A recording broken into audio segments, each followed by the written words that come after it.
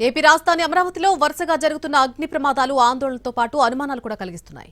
నిన్న అర్ధరాత్రి ఒక నిర్మాణ సంస్థలో పైపులు అంటుకుని భారీ అగ్ని ప్రమాదం జరిగింది. సీఎం చంద్రబాబు అగ్ని ప్రమాదాలపై ఆరా తీశారు. ఘటనలపై లోతుగా విచారణ జరపాలని అధికారులకు సీఎం చంద్రబాబు ఆదేశించారు. ఇప్పటికే 3 ఘటనల్లో కాంట్రాక్టు సంస్థలకు చెందిన నిర్మాణ సామాగ్రి దగ్ధమైంది.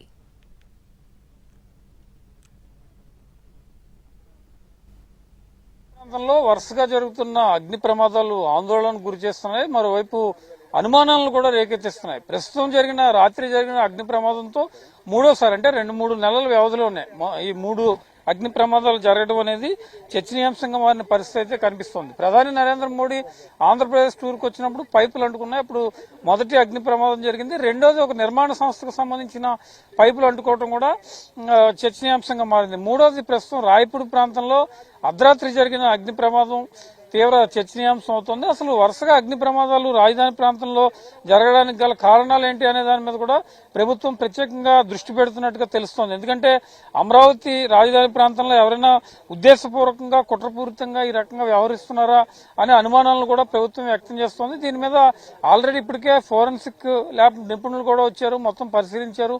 ప్రభుత్వం కూడా విచారణకు ఆదేశించే పరిస్థితి కనిపిస్తోంది. ఇక్కడున్న పైపులను చూస్తుంటే వీటిని రకరకాల విధానాలకు వాడే పరిస్థితి, సెవరేజ్ పైప్స్ కావచ్చు, లేకపోతే పవర్ పైప్స్ 21 kV పైప్స్ కావచ్చు, ఇతరత్ర దేనికైనా సరే వాడుకోవచ్చు. రాజధాని ప్రాంతం అంటే నిర్మాణాలకు సంబంధించి చాలా ఎక్కువగా దృష్టి పెట్టి పరిస్థితి కనిపిస్తుంది. దానికి సంబంధించిన పైపులే ఇక్కడ ఎక్కువగా ఉన్నాయి. మొన్న వెలగపూడిలో జరిగిన కాంట్రాక్ట్ సంస్థ అగ్ని ప్రమాదానికి సంబంధించి కావచ్చు, లేకపోతే ఇప్పుడు కావచ్చు, ఈ పైపులు బాగా అంటుకోవడం, ఈ పైపులు ఎక్కువ డ్యామేజ్ అవడం అనేది తీవ్రస్థాయిలో చర్చనీయాంశంగా మారుతున్న పరిస్థితి అయితే కనిపిస్తుంది. అందులో నిన్న జరిగిన అగ్ని ప్రమాదానికి సంబంధించి అదే రోజు వర్షం పడింది, నేలంతా కూడా చాలా తడిగా ఉన్న పరిస్థితి.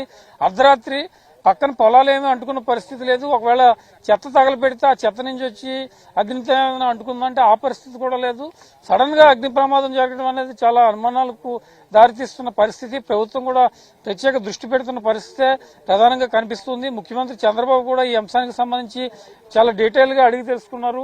అగ్ని ప్రమాదం ఎలా జరిగింది ఏంటి, దీనికి సంబంధించిన కారణాల మీద కూడా ప్రత్యేకంగా దృష్టి పెట్టిన పరిస్థితి అయితే ప్రస్తుతం మనకి కనిపిస్తుంది. ప్రభుత్వం కూడా ప్రత్యేక చర్యలు తీసుకునే దిశగా దీని మీద ముందుకెళ్తున్న పరిస్థితి అయితే ఉందని మనం చెప్పుకోవచ్చు. ఎందుకంటే రిపీటెడ్ గా అగ్ని ప్రమాదాలు జరగడానికి కారణాలు ఏంటి? ఒక అగ్ని ప్రమాదం జరిగిందంటే ఏదో ప్రమాదం జరిగింది అనే యాంగిల్లో షార్ట్ సర్క్యూట్ కావచ్చు, లేకపోతే పొలంలో చెత్త తగలబెట్టే టైంలో ప్రమాదం జరిగింది అనుకోవచ్చు. 1, 2, 3 అగ్ని ప్రమాదాలు, అది కూడా కొద్ది రోజుల గ్యాప్ లో. 2, 3 ప్రమాదాలు కేవలం 10 రోజుల గ్యాపే ఉంది. మార్చి నెలలోనే 11వ తారీఖు అది జరిగితే 23వ తారీఖు జస్ట్ 11-12 రోజుల గ్యాప్ లోనే రెండోసారి అగ్ని ప్రమాదం జరిగిన పరిస్థితి ప్రధానంగా కనిపిస్తుంది. మొత్తానికి ప్రభుత్వం రాజధాని ప్రాంతంలో ఇలా రిపీటెడ్ గా జరుగుతున్న అగ్ని ప్రమాదాలకు సంబంధించి కొంచెం సీరియస్ గా దృష్టి పెట్టింది. నిర్మాణ సంస్థలు కూడా ఇక్కడ సీసీ కెమెరాలు ఏర్పాటు చేయాలి.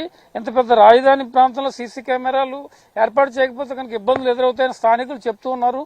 ఎందుకంటే కాంట్రాక్ట్ సంస్థలు పెద్ద పెద్ద బిల్డింగ్స్ రాజధాని నిర్మాణం చేసేటప్పుడు సీసీ కెమెరాలు లేకపోతే కనుక ఇతరత్ర ప్రమాదాలు గుర్తించిన పరిస్థితి ఉంటుంది. కాబట్టి దాని మీద ప్రత్యేక చర్యలు తీసుకోవాలని కూడా కోరుతున్న పరిస్థితి అయితే ప్రధానంగా కనిపిస్తుందని చెప్పుకోవచ్చు. ఓవరాల్ గా వరుసగా జరుగుతున్న అగ్ని ప్రమాదాలకు సంబంధించి ప్రభుత్వం ప్రత్యేక దృష్టి పెట్టింది. అవసరమైతే ఒక విచారణ కమిటీ ప్రత్యేకంగా ఏర్పాటు చేసి దీనికి సంబంధించి కారణాలు కూడా తెలుసుకునే పనిలో ఉంది.